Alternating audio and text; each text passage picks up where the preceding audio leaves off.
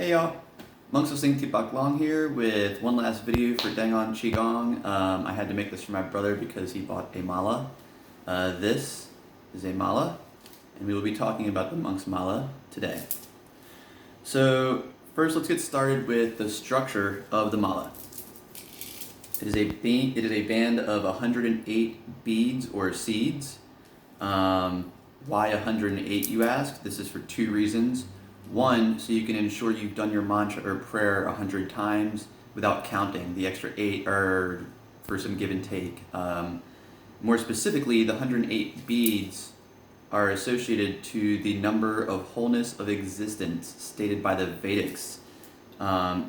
They also calculated this. I don't understand the complete correlation, but they were able to actualize that the moon is 108 moons away from Earth. Now that was 2 moons ago, which moves approximately 4 centimeters a year. So if you do your math, you'll find some interesting stuff there if you can do that math. All right, so next let's cover why seeds. Well, the seed is very indicative of a human's potential, or any potential of any being. You know, you have this very, very, very small seed, which turns into a great, large, strong tree that, just the concept of fathomably going from this to a Bodhi tree, if you've ever seen a Bodhi tree, is, I would say, unfathomable. I mean, we could say, oh yeah, I get it, but it's pretty unfathomable if you really think about it. So that would be the seed. Next, these are shaved Bodhi seeds, or like refined Bodhi seeds, you would call them, I guess. This is a Bodhi seed. And this one has a coating on it because when you get them shipped sometimes, they will break, and the manufacturers want to protect themselves from sending out 1,000 free Bodhi seeds. So if you get a coating on it, it's fine. Raw ones are good too. These ones, the shaved ones, you can get them raw pretty good. So that's that.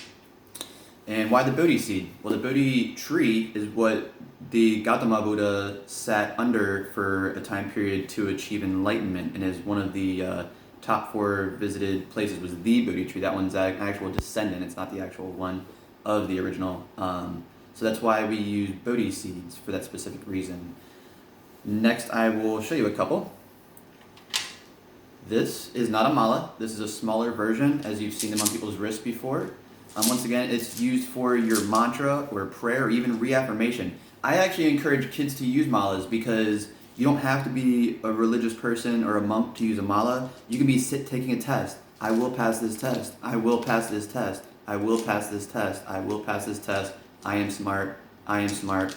I am strong. I am strong. So these things are good for reaffirmations for children. Much like the candle watching, these things are not previewed only to monks or Qigong practitioners or Kung Fu practitioners. These things are functional in everyday life. This is a smaller Bodhi seed mala.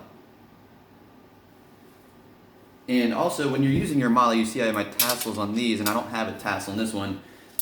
Personally, if you're ever wearing your mala for a psychological purpose or to have quick access to it, you want the mother bead, the one that starts and ends the counting, in the front.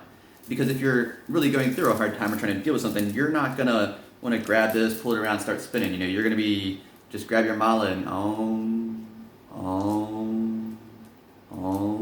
Obviously much slower with the actualization that I showed. Alright? And lastly, I want to cover one last one. This one's a bit long, so I'll try to stretch back, but I don't want to fall off my chair. This is my lotus seed mala. Now, a lot of people don't understand why the lotus carries over in martial and medical Kung Fu so much, so I'll explain that. The lotus has to be grown in mud. There's a saying in China, no mud, no lotus. So, which is also very indicative of human culture. I mean, we are born into, we have wonderful cultural bubbles now that protect us from the real dangers of the world, but it's still a muddy place. So we get born into this muddy place, and we have to learn how to rise above it. I like to wear my lotus mala when I'm feeling kind of muddy that day. So, and I can really just feel like I can try to rise above it, So, and yeah, so you have to, as the lotus seed has to break free of this mud and then go through the water to hit the surface and become a beautiful flower. So it goes through this process that cannot begin without mud. And much like much of us, it's very similar and, like I said, indicative to us. So there you have it. That's my take on malas. That's everything I know about malas. Shout out to Kid, my little brother, for getting his mala. And this is for you and for everyone. I just wanted to make that announcement. All right, well, I'm bumbling. This is my last video for speaking for a while. I'll do one more on the video on the channel itself, and then that'll be it. Thank you for your time. Thanks for stopping by. Thanks for being a part of my life. Thanks for letting me be a part of yours. Peace and blessings.